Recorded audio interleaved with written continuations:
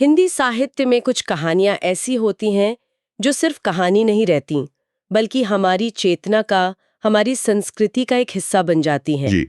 आज हम एक ऐसी ही कहानी की परतों को खोलने जा रहे हैं, जिसे हम सब ने कभी न कभी पढ़ा या सुना जरूर है। मुंशी प्रेमचंद की ईदगाह। बिल्कुल। और हमारा मकसद आज इस कहानी को सिर्फ दोहराना नहीं है, बल्कि इसके गहरे उतरना है। हाँ। हम ये समझने की कोशिश करेंगे कि क्यों एक सदी बाद भी ये कहानी उतनी ही प्रासंगिक है। मतलब हम इसके किरदारों के मनोविज्ञान, उस दौर की सामाजिक हकीकत और प्रेमचंद की उस जादुई कलम की बात करेंगे जो साधारण से पलों में असाधारण भावनाएं भर देती हैं। तो चलिए आज हामिद, उसकी दादी अमीना और उस एक चिमटे की कहानी का विश्लेषण करते हैं, जिसने पीढ़ियों को सिखाया है कि त्याग और प्रेम का असल मतलब क्या होता है। शुरुआत करते हैं कहानी के माहौल से। ईद का दिन है, गांव में उत्सव है, बच्चे उत्साहित हैं, लेकिन प्रेमचंद पहली ही तस्वीर में एक बड़ा विरोधाभास हमारे सामने रख देते हैं।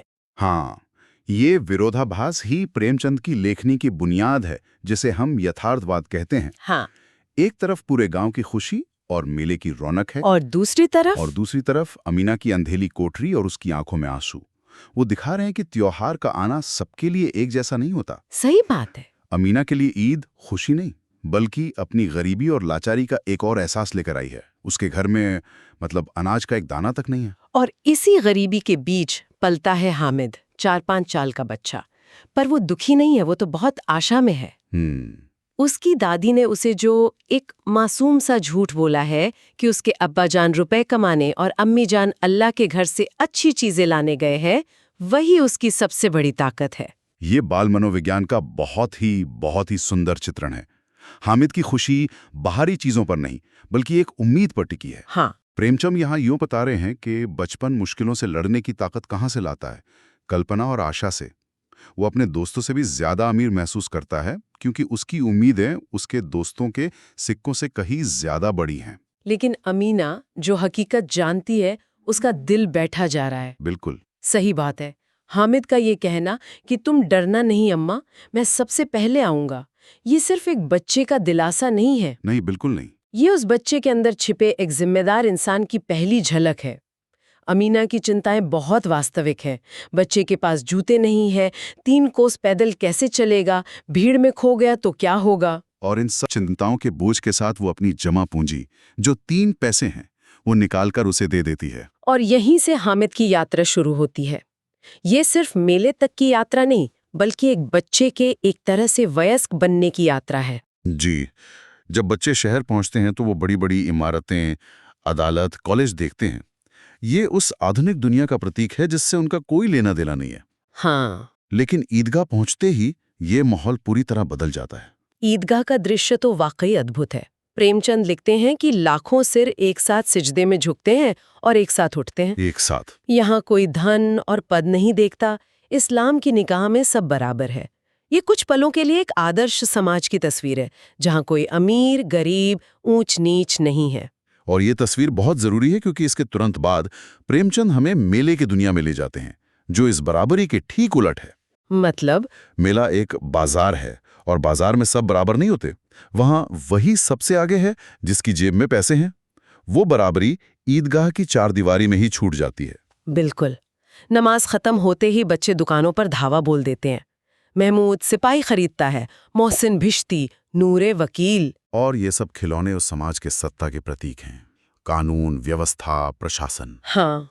बच्चे अनजाने में उन्हीं चीजों की नकल खरीद रहे हैं जो असल दुनिया को चलाती हैं। और हामिद वो इन सब को ललचाई आंखों से देखता है। ये एक बहुत महत्वपूर्ण क्षण है। यहाँ प्रेमचंद दिखाते हैं कि हामिद की गरीबी ने उसे अपनी उम्र से पहले ही सोचने पर मजबूर कर दिया है। उसका आत्मनियंत्रण किसी वयस्क से कम नहीं है। वो खुद को समझाता है, मिट्टी के तो हैं, गिरे तो चकनाचूर हो जाएंगे। ये सिर्फ एक बहाना नहीं, ये एक बच्चे का अपने मन को मारने का तर्क है। और ये तर्क सिर्फ खिलौनों पर ही नहीं रुकता। जब उसके दोस्त मिठाइयाँ खाते हैं, तब भी वो चुपचाप खड़ा रहता है। जी। ये वो पल है जो किसी भी बच्चे के लिए सबसे मुश्किल होता है, साथियों को मजे करते देखना और खुद को अलग रखना। प्रेमचंद यहाँ हामिद के मनोविज्ञान की गहराई दिखा रहे हैं। जी हाँ, इसे मनोविज्ञान में डिलेड ग्रेटिफिकेशन कहते हैं, यानी तात्कालिक सुख को किसी बड़े लक्ष्य के लिए त्याग देना। अच्छा। एक 4-5 साल के बच्चे में ये क्षमता होना, ये असाधारण है। और यही क्षमता उसे लोहे की दुकान तक ले जाती है, एक ऐसी जगह जहां बाकी बच्चों को कोई दिलचस्पी नहीं है। और वहां उसे दिखता है एक चिमटा, एक साधारण बेजान सा चिमटा। लेकिन उस चिमटे को देखते ही हामिद के मन में जो ख्याल आता है वही इस कहानी का दिल है। उसे खिलौने नहीं, अपनी दादी की जलती हुई उंगलियां याद आती हैं। ये कहानी का सबसे बड़ा मोड़ है। हामिद का ध्यान अपनी खुशी से हटकर अपनी दादी की जरूरत पर चला जाता है। वो सोचने लगता है, दादी कितनी प्रसन्न होंगी, फिर उनकी उंगलियां ना जलेंगी, घर में काम की चीज हो जाएगी। वो उस 3 पैसे का सबसे सही उपयोग सोच रहा है। बिल्कुल। खिलौने तो क्षण भर की खुशी हैं, लेकिन चिमटा एक स्थायी समाधान है। ये एक बच्चे की नहीं, एक घर के मुखिया की सोच है। और फिर उसका वो दुकानदार से मोल भाव करना। वो जानता है कि उसके पास पैसे कम हैं, फिर भी वो हिम्मत करता है। 3 पैसे लोगे? और ये पूछते हुए वो आगे बढ़ जाता है, इस डर से कि कहीं डांट ना पड़ जाए। ये छोटे छोटे विवरण हामिद के चरित्र को कितना सजीव बना देते हैं। सही बात है। और जब वो चिमटा खरीदकर अपने दोस्तों के पास लौटता है तो कहानी एक नए दौर में प्रवेश करती है। अब तक हामिद एक वंचित गरीब बच्चा था, लेकिन अब हाथ में चिमटा आते ही वो बदल जाता है। जब दोस्त उसका मजाक उड़ाते हैं तो वो शर्मिंदा नहीं होता, बल्कि पूरी ताकत से अपने फैसले का बचाव करता है। और उसका जवाब तो कमाल का है।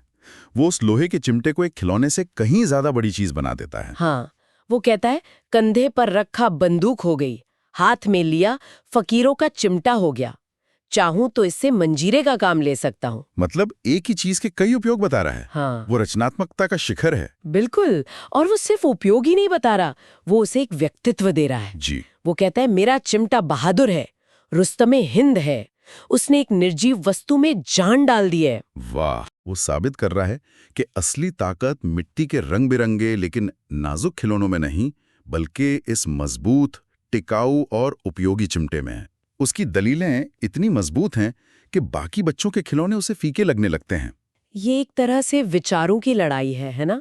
जहां हामिद का तर्क और उसकी भावना जीत जाती है। हाँ, जीत जाती है। वो अपने दोस्तों को ये मानने पर मजबूर कर देता है कि उसका फैसला सबसे अच्छा था।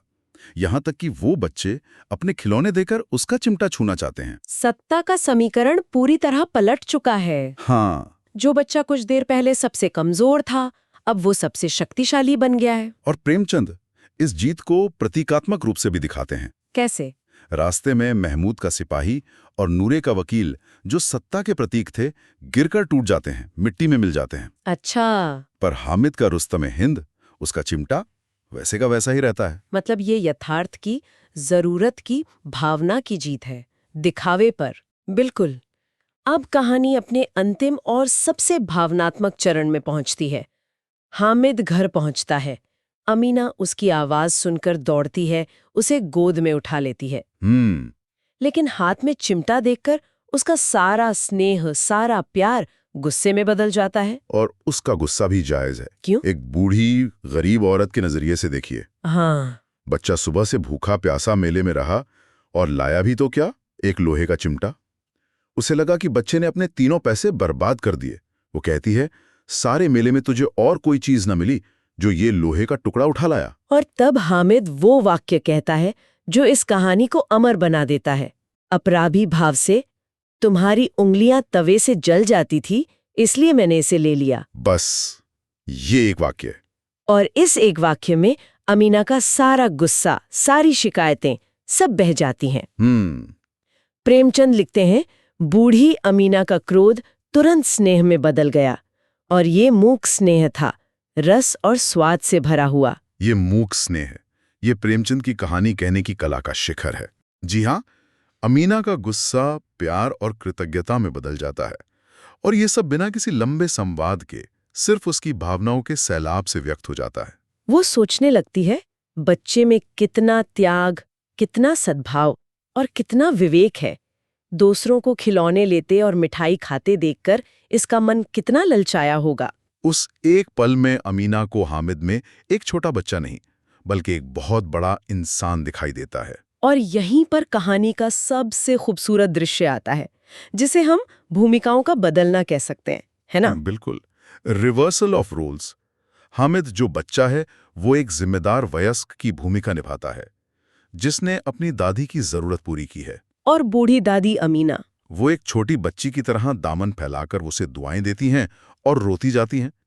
वो अपने बच्चे के त्याग और प्रेम को देखकर अभिभूत है। तो कुल मिलाकर ईदगाह सिर्फ एक बच्चे के चिमटा खरीदने की कहानी नहीं है। नहीं, ये गरीबी और उत्सव के बीच के तनाव की कहानी है।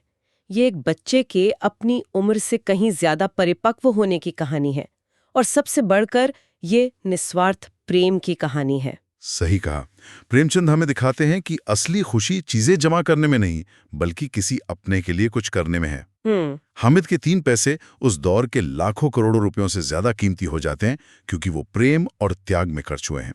यही वजह है कि ये कहानी आज भी हमें उतनी ही छूती है जितनी आज से 100 साल पहले छूती होगी। ये कहानी हमें सोचने पर मजबूर करती है कि क्या हम अपनी इच्छाओं और अपनों की जरूरतों के बीच संतुलन बना पाते हैं।